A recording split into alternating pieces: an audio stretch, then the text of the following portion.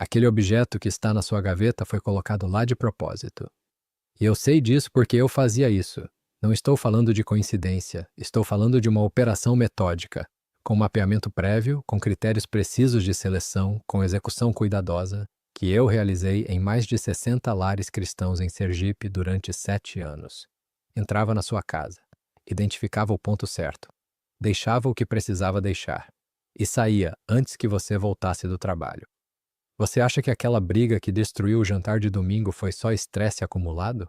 Você acha que aquele cansaço que não passa nem depois de dormir 10 horas é só o ritmo da vida moderna?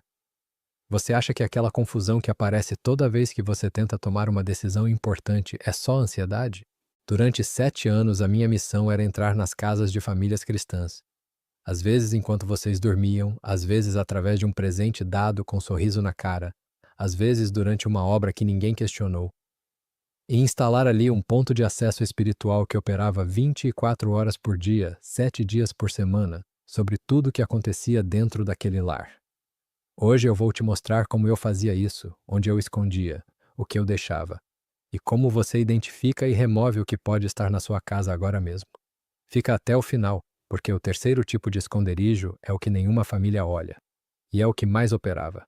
Meu nome é Tarcísio, sou de Aracaju, do bairro Atalaia, na orla da cidade. Cresci num ambiente onde o candomblé sergipano, com sua especificidade regional, diferente do candomblé baiano ou carioca, com influências das comunidades quilombolas do interior do Sergipe misturadas com o catolicismo popular do sertão nordestino, era parte da vida cotidiana da minha família. Aracaju tem uma densidade espiritual específica que quem cresceu ali conhece de dentro. Não é uma cidade grande, mas tem camadas históricas do período colonial, das comunidades negras que formaram os bairros históricos, das tradições afro-indígenas do interior sergipano. Essa profundidade estava presente na espiritualidade viva da cidade, de formas que quem não cresceu ali frequentemente não percebe. Quando eu tinha 21 anos, um homem que havia sido referência espiritual na minha comunidade me apresentou a Irmandade de uma forma que parecia acesso a um nível mais profundo e mais operacional do que o que eu já conhecia. O treinamento que recebi nos 2 primeiros anos incluía uma sessão extensa sobre o que a Irmandade chamava de mapeamento e instalação. A arte de identificar lares cristãos vulneráveis, de planejar o acesso e de instalar pontos de acesso físicos que operavam de forma contínua. Aprendi a ler a vulnerabilidade espiritual de uma propriedade, a identificar os melhores pontos de instalação dentro de um lar e a executar a operação de forma que o objeto ficasse anos sem ser descoberto. O mapeamento era a primeira fase, e era a corda a que eu havia desenvolvido mais habilidade ao longo dos anos. Antes de qualquer instalação, havia um período de observação e de coleta de informação sobre o lar-alvo. Quem entrava e saía. Quais prestadores de serviço tinham acesso à propriedade? Qual era a planta da casa? Se havia jardim, se havia armários embutidos, se havia obra recente ou planejada. Quem eram os amigos e visitantes frequentes? E qual era o ponto de maior vulnerabilidade dentro da propriedade? O espaço ou objeto que produziria o maior impacto com o menor risco de detecção. Esse mapeamento podia durar semanas, em casos de alvos de alta prioridade, líderes de comunidades com impacto significativo, intercessores com resultado verificável, famílias com história longa de cobertura espiritual. O mapeamento durava meses. A Irmandade havia aprendido que uma instalação bem planejada durava anos. Uma instalação apressada durava meses antes de ser descoberta ou de perder eficácia. O investimento de tempo no mapeamento valia o resultado de longo prazo. A Irmandade havia desenvolvido uma lógica específica sobre por que objetos físicos dentro de lares eram operações de alto retorno. Um ataque espiritual direto sobre um crente tinha duração limitada. O crente orava, exercia cobertura, e a operação encontrava resistência que a dissolvia com o tempo. Um objeto físico instalado dentro do lar operava de forma passiva e contínua. Não precisava de renovação frequente porque estava fisicamente presente no ambiente onde a família vivia. Operava durante o sono, durante a oração, durante os momentos de guarda baixa. Era como ter um transmissor permanente dentro da casa. A Irmandade havia também identificado que o lar cristão tinha uma característica específica que tornava as operações de objeto mais eficazes do que em outros contextos. A família passava a maior parte do tempo dentro de casa. A cobertura espiritual que um cristão exercia deliberadamente, em oração, em declaração, em vigília, era geralmente exercida em posição de alerta. O lar era um ambiente de descanso, de guarda baixa, de vulnerabilidade natural. Um ponto de acesso instalado no ambiente de descanso operava exatamente quando a resistência era menor. Havia também uma lógica de invisibilidade que tornava as operações de objeto especialmente difíceis de identificar pela família afetada. Quando um cristão experiencia ataque espiritual direto, frequentemente reconhece o padrão e busca cobertura específica. Quando um objeto está instalado dentro do lar, os efeitos parecem circunstanciais. Problemas que qualquer família enfrenta, tensões que têm explicação natural, dificuldades que a família atribui a fatores externos.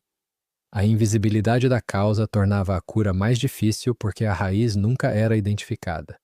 Em 7 anos de operações, havia desenvolvido uma habilidade específica de calibrar os objetos instalados para o tipo de resultado pretendido. Havia objetos calibrados para amplificar conflito relacional, que operavam especificamente sobre a comunicação e sobre a proximidade emocional dentro do lar. Havia objetos calibrados para bloqueio financeiro, que operavam especificamente sobre as decisões e as oportunidades econômicas da família. Havia objetos calibrados para adoecimento, que amplificavam vulnerabilidades físicas específicas. E havia objetos calibrados para confusão espiritual, que operavam especificamente sobre a clareza do discernimento e sobre a qualidade da vida de oração dentro daquele lar. A escolha do tipo de objeto era parte do mapeamento. Identificar qual área da vida daquela família específica tinha maior vulnerabilidade natural e calibrar o objeto para amplificar exatamente aquela vulnerabilidade. Por 7 anos, mapeei e instalei pontos de acesso em mais de 60 lares cristãos em Aracaju, em São Cristóvão, em Lagarto e no interior do Sergipe. 60 famílias que viveram com o que eu havia deixado dentro da casa delas. 60 histórias de conflito inexplicável, de bloqueio persistente, de adoecimento sem causa médica identificada. É esse peso que me traz aqui. O primeiro lugar onde escondíamos era o mais óbvio, e por isso o menos suspeito para a família, dentro de plantas ornamentais. A maioria das casas cristãs tem plantas, na sala, na varanda, no jardim. Plantas que as famílias cuidam com atenção, que regam com regularidade, que crescem ao longo de anos. E dentro da terra dessas plantas, a Irmandade havia desenvolvido uma técnica de instalação que era praticamente indetectável. O objeto era enterrado junto com a raiz durante o plantio, ou introduzido na terra durante uma visita de forma que a operação durava segundos e não deixava rastro visível na superfície. O que tornava as plantas especialmente eficazes como ponto de instalação era a combinação de 2 fatores, a longevidade e a intimidade. Uma planta bem cuidada permanecia na mesma posição dentro do lar por anos, garantindo que o ponto de acesso operasse de forma contínua por um período longo.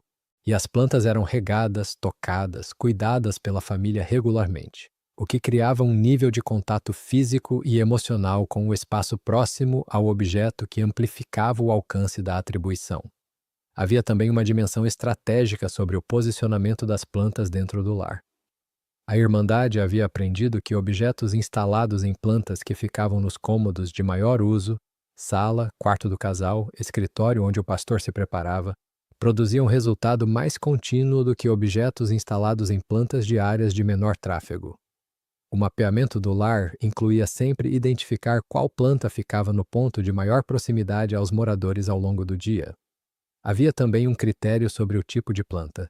Plantas com raízes mais profundas e com terra que mantinha a umidade, que precisavam ser regadas com menos frequência, mas que retinham mais volume de terra, eram preferidas porque o objeto ficava mais profundamente enterrado e mais difícil de ser encontrado acidentalmente durante replantio. Plantas ornamentais de interior, especialmente as de folhas largas que as famílias costumavam usar como decoração de sala, eram as mais usadas pela Irmandade por essa razão. Havia uma família de pastores em Aracaju que chamarei de Família Ferreira. Eles tinham na sala da casa uma coleção de plantas que a esposa havia cultivado por anos. Plantas de diferentes tipos, dispostas em vasos de diferentes tamanhos, que haviam crescido e se multiplicado ao longo de uma década de cuidado consistente. Ela as regava toda manhã antes da oração matinal. Era parte de uma rotina que havia se estabelecido naturalmente. Cuidar das plantas e depois orar. Havia amor genuíno naquele cuidado. E havia uma beleza naquele lar que era produto de anos de atenção. Durante uma visita de um agente que havia frequentado a comunidade por meses e que havia construído relacionamento genuíno com o casal, participando de reuniões, ajudando em projetos da comunidade, tornando-se presença familiar na casa. Um pequeno objeto havia sido introduzido na terra da planta maior que ficava mais próxima do sofá onde o casal costumava sentar para o devocional matinal. A introdução havia durado segundos, durante um momento em que o agente estava sozinho na sala enquanto o casal preparava café na cozinha. A terra havia fechado sobre o objeto sem deixar marca visível na superfície. O objeto havia permanecido ali por 2 anos, regado toda manhã pela esposa. Presente em cada devocional do casal, em cada reunião de célula que havia acontecido na sala, em cada conversa de liderança que havia ocorrido naquele ambiente. E em 2 anos havia um padrão de conflito no casal que não havia estado presente nos 10 anos anteriores de casamento. Conflitos que surgiam especificamente durante ou após os momentos de devocional, como se houvesse algo que amplificava qualquer tensão nos momentos de maior proximidade espiritual. O casal havia buscado aconselhamento. Havia feito retiros juntos, havia orado especificamente pela unidade. Mas o padrão resistia, porque a raiz estava na terra da planta que ficava a meio metro do sofá onde eles oravam juntos. Se você tem plantas ornamentais em casa que recebeu de alguém de fora da família ou da comunidade, ou que tem terra que nunca foi completamente renovada, escreve nos comentários agora. Em nome de Jesus, todo objeto enterrado ou escondido nas plantas deste lar é identificado e sua autoridade é destruída agora. A terra deste lar pertence a Deus. O segundo lugar era o que a Irmandade chamava de ponto morto, espaços dentro da casa que a família nunca acessava. Todo lar tem pontos mortos, o fundo de armários que não são abertos há anos, o espaço atrás de móveis pesados que nunca são movidos, o teto falso onde existe acesso, mas onde ninguém vai porque não há necessidade, o sótão ou o espaço sob o assoalho em casas antigas. Esses pontos eram os preferidos da Irmandade para instalações de longo prazo, porque um objeto instalado num ponto morto de uma casa podia permanecer ativo por décadas sem ser encontrado. A instalação em pontos mortos exigia acesso à propriedade em momento onde a família não estava presente. O que a Irmandade conseguia através de agentes infiltrados como prestadores de serviço, de amigos com acesso à chave da casa, ou de acesso subreptício em momentos de ausência mapeados previamente. Havia também uma estratégia específica de timing. A Irmandade havia aprendido que mudanças de casa eram o momento de maior oportunidade. Quando uma família cristã se mudava para um lar novo, havia frequentemente uma janela de obra ou de limpeza, onde agentes podiam ter acesso ao espaço antes da ocupação completa. Havia também uma escolha estratégica sobre qual ponto morto usar dentro de cada propriedade. Não era qualquer espaço não acessado, era o ponto morto que ficava mais próximo dos cômodos de maior uso. O fundo do armário do corredor principal, não o armário de depósito. O espaço atrás do móvel da sala, não o espaço atrás da estante do quarto de hóspedes. A proximidade ao espaço de vida da família amplificava o alcance do objeto instalado. Havia uma família em São Cristóvão que chamarei de família Melo. A casa tinha um armário embutido no corredor que havia sido construído pelo proprietário anterior e que a família havia preenchido com itens raramente usados, caixas de documentos, itens de temporada, objetos guardados sem uso imediato que todas as famílias acumulam. Durante uma obra de manutenção na casa, um agente que havia sido introduzido como trabalhador havia instalado um objeto atrás do fundo do armário, entre a madeira e a parede. O espaço era acessível apenas removendo o fundo do armário, algo que ninguém teria razão para fazer. O objeto havia permanecido ali por 4 anos. A família Melo passava por aquele armário todos os dias. Abria-o para pegar documentos, para guardar itens sazonais, sem saber que havia algo atrás do fundo de madeira que estava a centímetros do que acessavam. E em 4 anos, havia na família Mello um padrão de confusão nas decisões financeiras que havia custado oportunidades reais. Não por falta de discernimento em outras áreas da vida, não por má administração identificável, mas especificamente nas decisões que envolviam dinheiro havia uma neblina que não correspondia à clareza que a família demonstrava em tudo mais. Haviam buscado aconselhamento financeiro, haviam feito planilhas, haviam orado especificamente sobre as finanças, mas a neblina resistia, porque havia algo no corredor da casa que operava especificamente sobre a clareza de decisão. Escreve agora: em nome de Jesus, todo objeto escondido em ponto morto desta propriedade, em armário, atrás de móvel, em espaço não acessado, é identificado agora e sua autoridade é quebrada pelo sangue do Cordeiro. Se você ainda não se inscreveu no canal, faz isso agora. Cada semana tem um novo testemunho como esse. Aperta o botão e ativa o sino. O terceiro lugar é o que nenhuma família olha, e é onde a Irmandade instalava os objetos de maior duração e de maior impacto. Dentro da estrutura da casa. Não dentro da casa, dentro da estrutura física da casa, nas paredes, nas fundações, sob o assoalho, na estrutura do teto, em pontos que eram fisicamente parte da construção da propriedade e que nenhum morador jamais acessaria sem uma obra. A Irmandade havia desenvolvido técnicas específicas para a instalação na estrutura de propriedades, que exigiam acesso durante construção ou reforma, ou que podiam ser executadas de fora em certas configurações de construção.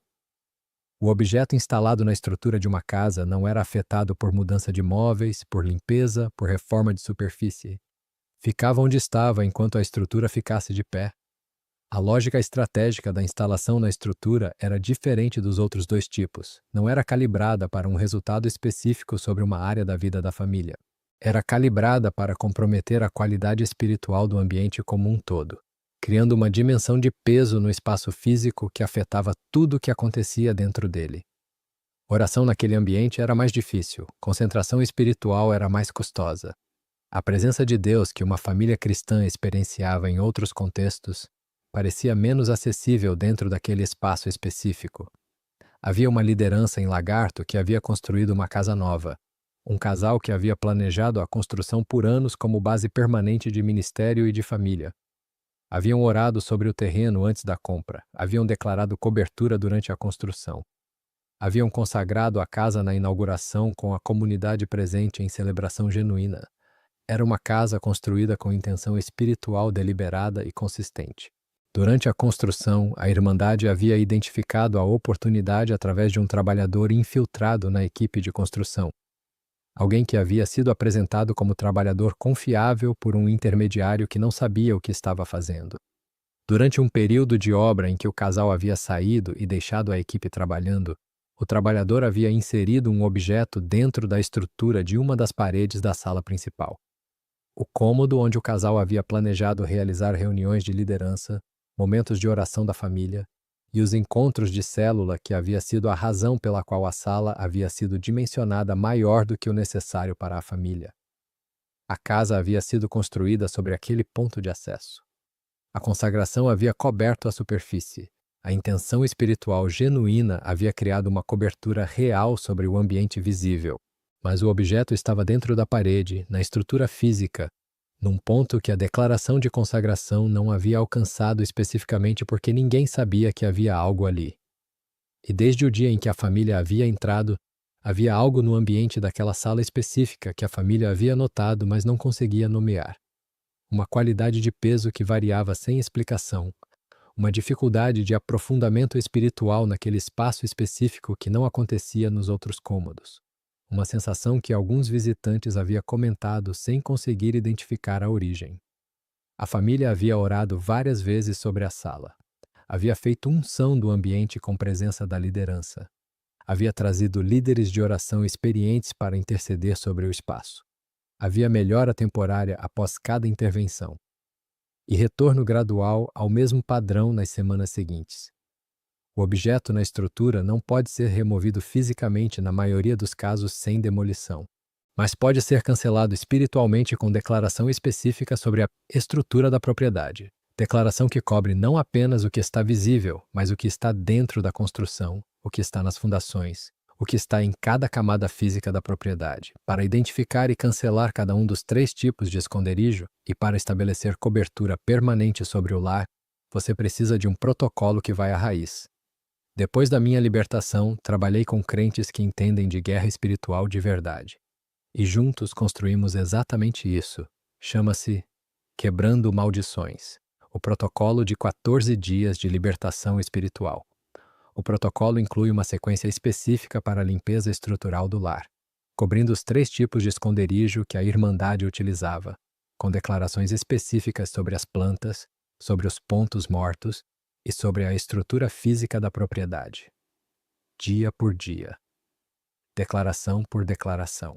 O link está na descrição e no primeiro comentário fixado.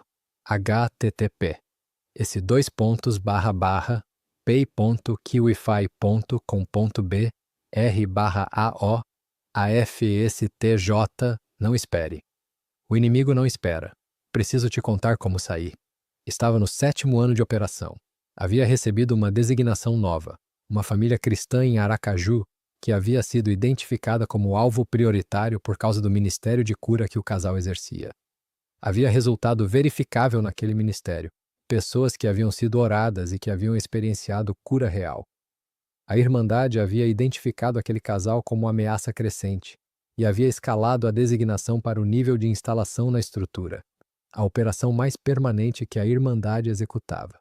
Para executar a instalação na estrutura de uma propriedade sem acesso durante a construção, a Irmandade havia desenvolvido uma técnica alternativa que utilizava pontos específicos do muro ou da base da construção onde a instalação podia ser feita de fora.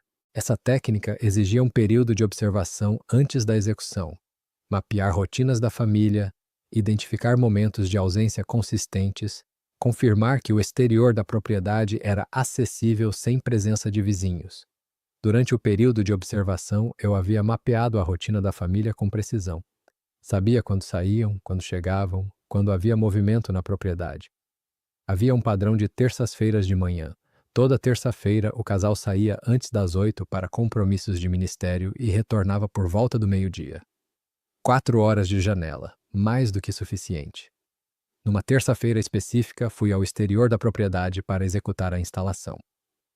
O que eu não havia mapeado era que havia uma janela lateral da cozinha que ficava aberta nas manhãs quentes, e que dessa janela era possível ouvir claramente o que acontecia dentro. E o que estava acontecendo dentro da casa naquela manhã era a oração. Não era o casal. Havia saído.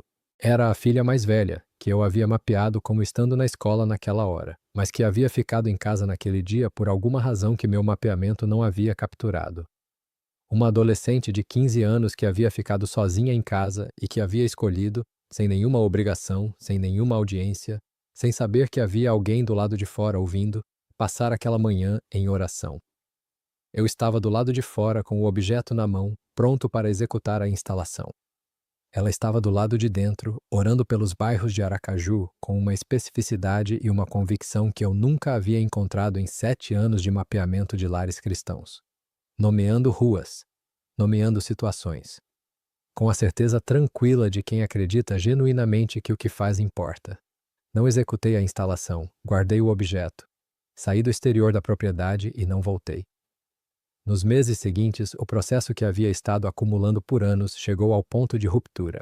7 anos de estrutura da Irmandade desaparecendo.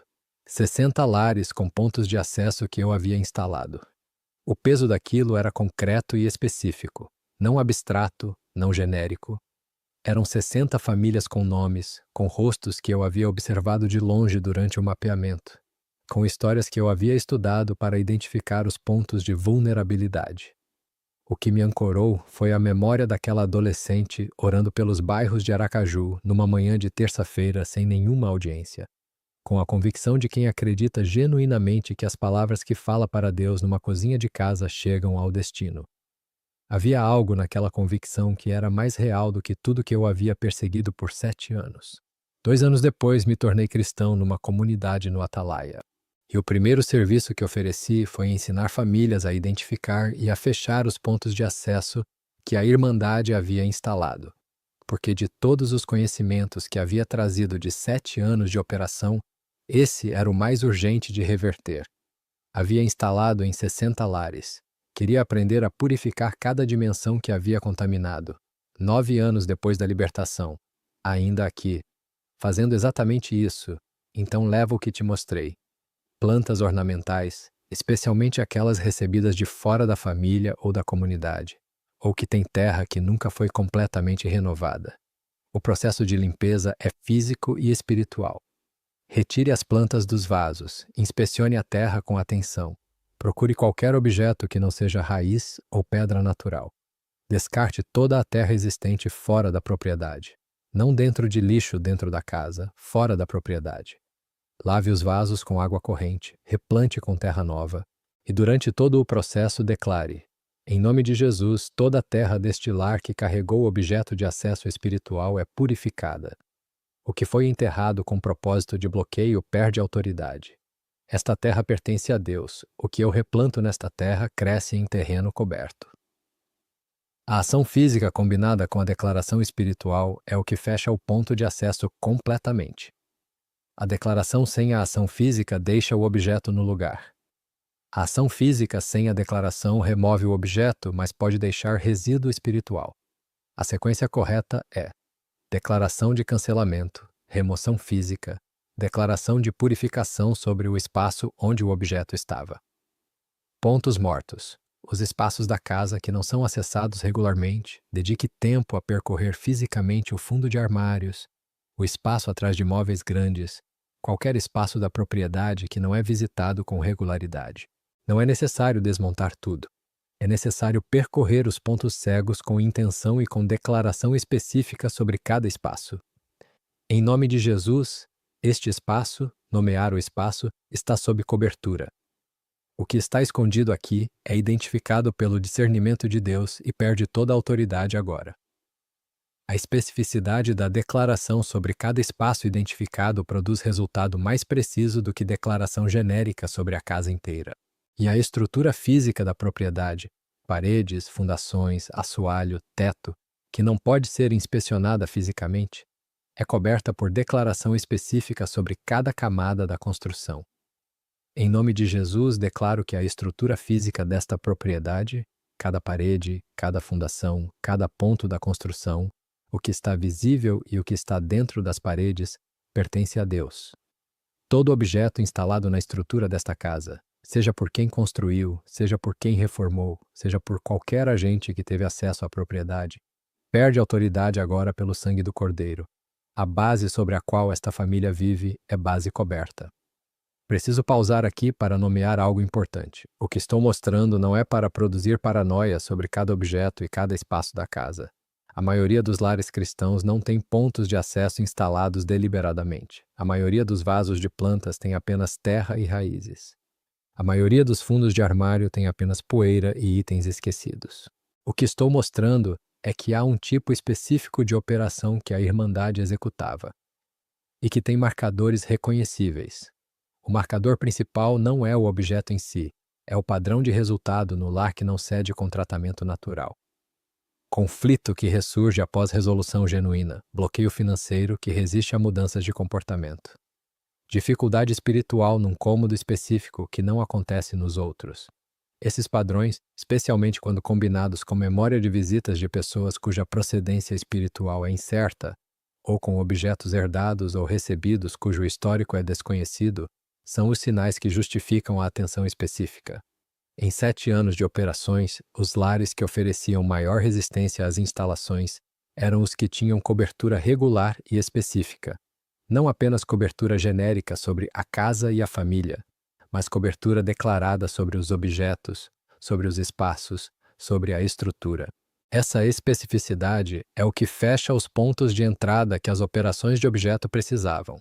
Para construir essa cobertura de forma sistemática, para declarar sobre cada dimensão do lar de forma que nenhum ponto de acesso fique descoberto, você precisa de um protocolo que guia cada declaração. O protocolo está na descrição e no primeiro comentário fixado. http pay.kiwify.com.br/auaf stj. Não espere. O inimigo não espera. O que aprendi em 9 anos desde a conversão, que resume 7 anos de instalação de pontos de acesso visto de dentro. A Irmandade instalava objetos nos lares porque sabia que o lar é onde a família é mais vulnerável, onde as guardas baixam naturalmente, onde as discussões acontecem, onde as crianças crescem, onde a fé é construída ou destruída de geração em geração. Um ponto de acesso dentro do lar operava sobre tudo isso de forma contínua. E a cobertura que fecha esse ponto de acesso, a declaração específica sobre cada espaço, cada objeto, cada estrutura do lar, é o que torna aquele ambiente genuinamente território de Deus, não apenas de intenção, mas de realidade espiritual coberta. Vamos orar juntos agora. Pai, em nome de Jesus Cristo, declaro cobertura sobre cada lar representado aqui. Que a terra de cada planta ornamental neste lar seja purificada agora. Que todo objeto enterrado em terra de planta como ponto de acesso espiritual perca toda a autoridade pelo sangue do Cordeiro. Que a família Ferreira e cada família que regou plantas que carregavam o que não sabia que carregavam, descubra que a autoridade daquele ponto de acesso foi quebrada. E que o conflito que havia surgido especificamente nos momentos de devocional cesse de operar. Que todo objeto escondido em ponto morto desta propriedade seja identificado pelo discernimento que tu dás, e perca toda a autoridade agora. Que o fundo de armários, o espaço atrás de móveis, os pontos não acessados de cada propriedade representada aqui sejam varridos pela tua presença. Que a família Melo e cada família que viveu com neblina de confusão financeira sem explicação descubra que o ponto de acesso que havia alimentado aquela neblina foi cancelado. E que a clareza que havia caracterizado outras áreas da vida chegue também às decisões financeiras. Que toda instalação na estrutura física de propriedades representadas aqui perca autoridade agora. Que as paredes, as fundações, o assoalho e o teto de cada casa representada aqui sejam declarados território de Deus. O que está visível e o que está dentro da construção. Que a família de Lagarto e cada família que sentiu uma qualidade de ambiente diferente em cômodo específico descubra que o que havia sido instalado na estrutura foi cancelado e que o ambiente restaurado reflita a presença que Deus designou para aquele espaço. Pai, declaro que estes lares pertencem a Ti, a terra, os espaços, a estrutura, os objetos, que a cobertura declarada agora feche cada ponto de entrada que a Irmandade havia identificado e usado. Que as famílias que estão assistindo estabeleçam o hábito de declarar cobertura regular e específica sobre cada dimensão do lar, porque é exatamente essa especificidade que fecha o que eu havia passado 7 anos encontrando aberto. Em nome de Jesus Cristo. Amém. Meu nome é Tarcísio, sou de Aracaju, do bairro Atalaia. Estive na Irmandade por 7 anos mapeando e instalando pontos de acesso espiritual dentro de lares cristãos. Mais de 60 famílias, 3 tipos de esconderijo, 7 anos deixando dentro de casas de famílias o que elas guardavam sem saber que guardavam. Até o dia em que uma adolescente de 15 anos orando pelos bairros de Aracaju numa manhã de terça-feira sem nenhuma audiência me impediu de executar a última instalação. Fui filho do fogo, hoje sou filho da luz. Das trevas para a luz, a técnica de instalação em estrutura exigia o planejamento mais cuidadoso das 3. Não havia segunda chance. Uma vez que a parede estava fechada, o objeto ficava onde estava. O agente precisava ter acesso ao ponto correto da estrutura, no momento correto da construção, com o objeto correto calibrado para o resultado pretendido. Era a operação de maior custo de execução e a de maior duração e impacto garantido. Havia também uma dimensão psicológica específica sobre as instalações em estrutura que a Irmandade havia identificado como valioso secundário. Quando uma família descobria um objeto numa planta ou num armário, havia a possibilidade de identificar quem havia tido acesso e de fechar aquela vulnerabilidade. Quando uma família descobria, ou suspeitava, que havia algo dentro da estrutura da casa, havia uma dimensão de insegurança sobre o próprio ambiente que ia além do ponto de acesso específico. A casa que havia sido construída como base de ministério tornava-se objeto de dúvida. E essa dúvida tinha efeito espiritual independente do objeto.